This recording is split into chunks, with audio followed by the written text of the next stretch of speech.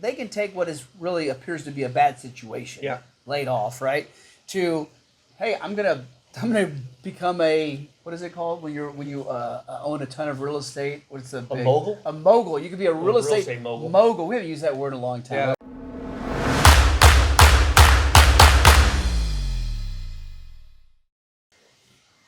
Hey guys, Chris Peshek, broker associate at Peshek Properties, back again, continuing the series of investing in short-term rental properties. It's become hugely popular. I do a ton of work with people out here in Central Texas, Dripping Springs specifically, because we are the wedding capital of the United States, or of Texas. We got a lot of wedding venues is what we've got. So short-term rental game out here is huge. Yeah. But the whole idea of this series is to educate you, give you everything that you need to know if you're not a short-term rental investor yet, to go from A to Z. Basically, you have an idea, you want to do it, all the way to you got keys on your first one and somebody's managing it for you. I'll be talking with my friend Chris here.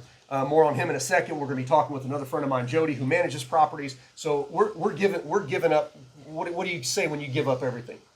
All the information. You're spilling the beans. I'm spilling the beans on it. I don't know. We're giving you everything that you need to know, because at the end of the day, our secrets don't help you. And if you don't have the confidence to do this, then you're not going to do it. You're not going to do it. Yeah. So that's the whole point here. So my buddy Chris Motal, financier. Yes, got it right. That's a fancy word for mortgage broker. Mortgage broker, yeah. At Palm Lending, right here on a little bitty street, Nutty Brown, Texas, USA, between Austin and Dripping Springs. No, Your game, like, you're all in on short-term lending right now. Absolutely. And so you've taken us so far. We started out with kind of what the short-term lending game used to look like, what it looks like now. We talked about the requirements for that. Yep. We talked about one of the games that people play I say games that people play, one of the investment strategies people employ that I didn't know about. You educated me today. So those are these 3 videos up over here. But now we're going to get into, okay, well, what are some other strategies that you might employ? Yeah. The last one that we talked about was kind of flipping properties. Yeah, but a 9-year strategy. Yeah, 9-year strategy. Yeah. But let's say that that's not really what somebody wants to do. Somebody doesn't want to just keep one property and have one house. Somebody may want to end up with 5 or 6. Yeah. Okay, and they may want them in different markets too. Yeah. Okay, so the last one, we were talking about a specific location, and if you want to know about this location, look, I guess we're not spilling all the beans, because, look, if you want to know these places we're talking about, you do have to reach out to us. You know, we're not jerks about it, right? But we've got to keep some stuff a little close to the vest. I mean, at the end of the day, look, people are invested in short-term rentals to make money. Yeah. You're a financier. Yeah, well, I'm lending. I'm a realtor. We got to make some money, right? Yeah, I mean, that's how I'm going to buy my next property. That's right. So anyway, some of this stuff is keeping a little bit close to the vest. But you were talking about how in this specific market, they're averaging about 10% yearly equity increase. Appreciation. So not even touching cash flow, because there's really not a lot of cash flow in that market. No. Okay. No. And the idea was to flip it into the next property, sell one, buy one. Okay. Well, let's say that, I have $1 million property, and I own it for 3 years, and now at 10% a year, it's worth roughly, rough numbers, and I know it's different, but let's say rough numbers, it's worth 1.3. Yeah. Can I pull cash out of that and buy another $1 million property? Yes, and that's where also the 30% down comes into play, because you can do a cash out on an investment property with one of these commercial loans. Okay. You're just capped at 70% loan to value, so you have to maintain 30% equity in the home. Now let's level set for people, because a lot of people don't realize if they're coming from out of state, Texas has an 80% cap LTV. Yep. And so that's kind of the same thing. And it was the second video that we talked about that 30%, why it's so important, because at 30%, the actual financiers of these loans, they don't care.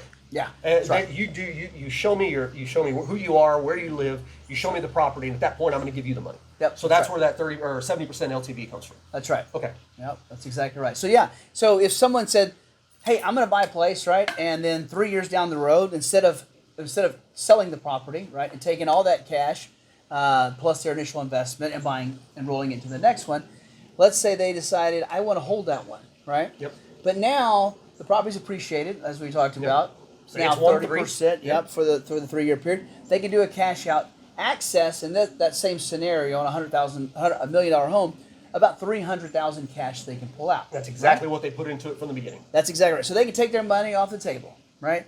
and then turn that We're not into, giving you specific numbers. We're dealing in generalities. in generalities. They can take that 300,000 now and go buy another property and maintain and keep that Another $1 million property. Yep, and So they now go to you a got different two. market. Yep, and then the same thing. 3 years from now, you can cash out either one or both. both, right? And Now then go get 4. just keep growing and growing your portfolio, and that is one of the easiest ways. And your initial investment was 300,000, and at the end of 9 years, you could have how many homes can you have, right? I don't know. Yeah, and Shit. diversifying, right? And diversifying. Yeah, so now you can go, you can have a mountain home, you can have a beach home, you can That's have right. a Hamptons home, you can have a California home. Yep. You can have a Cabo or Italy.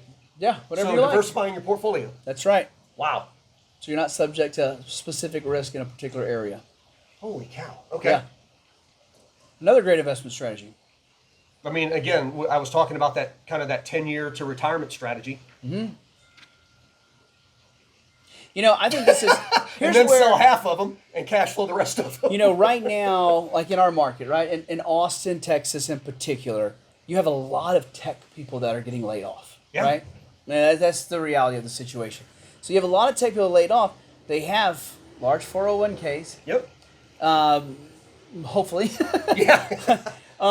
They can start with the strategy themselves, right? Oh, And- that's right. And you can buy it inside of your 401k. Yeah. Self-directed IRAs and stuff like that. Yep. Access Yeah, those because you funds. said it start doesn't matter where easily. the funds come from. Doesn't matter where the funds come from. That's right. Oh, nice. So they God, can that's take gold, they dude. can take they can take what is really appears to be a bad situation, Yeah. laid off, right?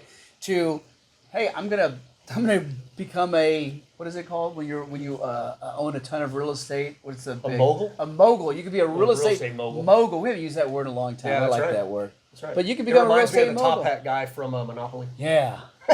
You can mogul. You're Yeah. moguling. I can't grow my mustache like that, but Yeah, I try. I can't either.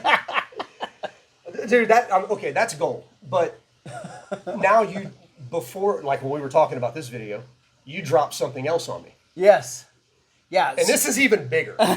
So a lot of people know what a 1031 exchange is, Yeah. or have heard of a 1031 exchange. So It's a obviously, tax deferral. If people don't know, it's a tax deferral. It's a way you can sell a property, not have to pay taxes on it, reinvest it into your next property, basically. that's exactly right. So the biggest challenge that a lot of people have with a 1031 exchange is they've got to invest all the money. So they make $1 million on the sale of this property, wherever it's at.